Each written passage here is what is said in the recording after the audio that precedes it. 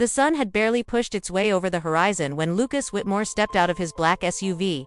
The car door shut with a quiet thud, echoing against the towering glass structure of Whitmore Industries. The lobby gleamed like a palace, marble floors reflecting every soft beam of morning light.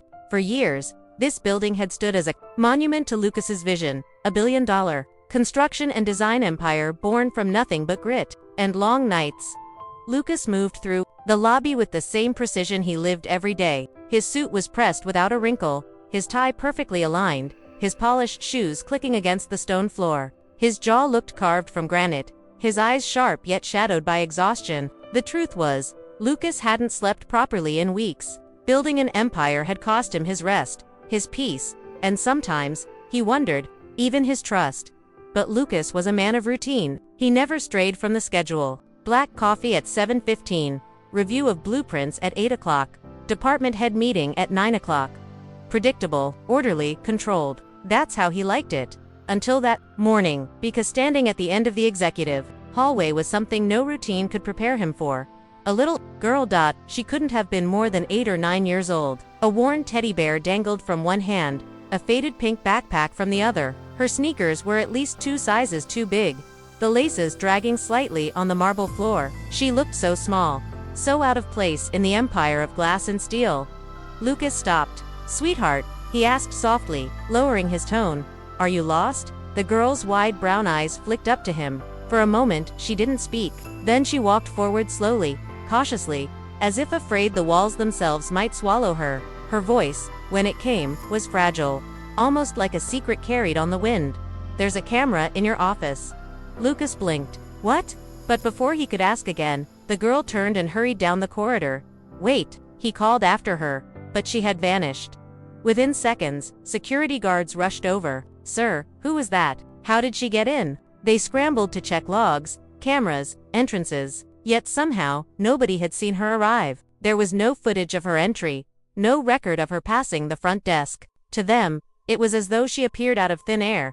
By 10 o'clock, Lucas sat in his office, unnerved. His office wasn't just a room, it was his sanctuary. He had personally designed every inch of it, the custom desk, the reinforced walls, the precise lighting. He knew its layout as well as he knew his own heartbeat. And yet, the girl's whisper gnawed at him. He picked up his phone. "Sweep my office." He ordered security. "Every corner, every surface, tear this place apart if you have to." 2 hours later, they found it. Behind the ornate frame of a painting above his desk, drilled so carefully it was almost invisible, sat a tiny camera. Its feed streamed directly to an off-site server. For a moment, Lucas just stood there, staring at the device. He felt the blood drain from his face. Someone had been watching him, listening, recording every private conversation, every confidential call. His sanctuary wasn't safe at all. The question that hit him hardest wasn't how, it was who. He had built Whitmore Industries on loyalty, surrounding himself with people he trusted, his executives, his managers, even his assistant of 10 years. Many of them had been with him since the very beginning, through sleepless nights and storms of doubt. Had one of them betrayed him? His jaw tightened. He ordered a full investigation. Computers were scanned, files pulled, every hidden layer of surveillance rechecked, even the backup systems only he and the cyber team knew existed. That night, Lucas didn't go home. He locked himself in his office and spent hours combing through surveillance footage. And what he saw shattered him. On the grainy screens, the truth unfolded. Employees he trusted copied sensitive designs onto USB drives. Executives he promoted laughed at him behind his back. He watched discussions about selling prototypes to competitors, envelopes thick with cash being exchanged, betrayal after betrayal, unfolding like a slow, merciless storm. And then, in the middle of endless hours of footage, something else appeared. The little girl. There she was, sitting quietly in the break room beside the janitor. Lucas had passed this woman countless times without a word, mopping floors, hauling trash bags, her presence blending into the background like wallpaper. He realized with a jolt that the girl had called her mom. Her name was Sophia. The next morning at 9 o'clock sharp, Lucas entered the boardroom where his top executives were gathered. His face betrayed no emotion. "I know," he said simply. Confusion swept the room, then fear. Lucas began naming names, dates, transactions. He showed video stills, bank records, audio clips. Denials fell flat against the weight of evidence. By noon, the boardroom was half empty. Over 20 people were escorted from the building, among them, his vice president, his longtime assistant, even the head of security. The empire trembled, but Lucas had purged its rot. At 3 o'clock that afternoon, Lucas walked down to the dim service hallway where cleaning supplies were stored. He knocked on the small door. Sophia opened it, her eyes instantly filling with panic. "Mr. Whitmore, I'm so sorry," she said quickly. "My daughter didn't mean to cause trouble." Lucas raised a hand, silencing her. His voice was softer now. "Sophia, what your daughter did saved my company." She blinked, unable to respond. From behind her legs, the little girl peeked out, clutching her teddy bear. Lucas crouched down to her level. "You were right," he whispered gently. "Thank you." The girl gave him a shy smile.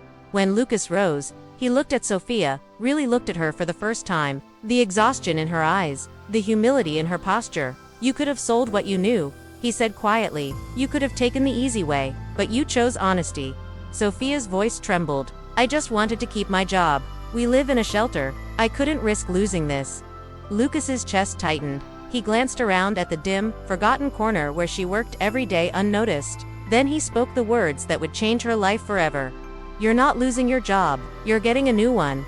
Sophia blinked, confused. "Sir, what do you mean?" Lucas smiled faintly. "I want you to be my new executive assistant. You've shown more integrity than anyone else in this building. That's the kind of person I want by my side." Tears spilled down Sophia's cheeks. She shook her head in disbelief.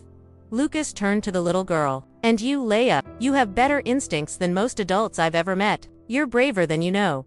That very afternoon, Sophia's desk was set up right outside Lucas's office. And as for Leia, she was enrolled in one of the best schools in the city. Lucas made sure she had tuition, meals, supplies, even therapy to help her heal from the difficult years of living in shelters. Weeks passed, and the whispers of firings and scandals faded into memory. The empire rebuilt itself, stronger and cleaner than before. But Lucas never forgot the moment that saved it all. A small voice in the hallway, whispering, "There's a camera in your office." Sometimes, the loudest truths come from the quietest voices, and sometimes, the greatest heroes are not the executives in tailored suits, but a janitor's daughter with wide eyes, a teddy bear, and the courage to speak. Moral of the story: never underestimate where truth and loyalty may come from. Innocence and honesty can save more than power or wealth ever could. Always listen, because sometimes the smallest voice can protect an entire empire.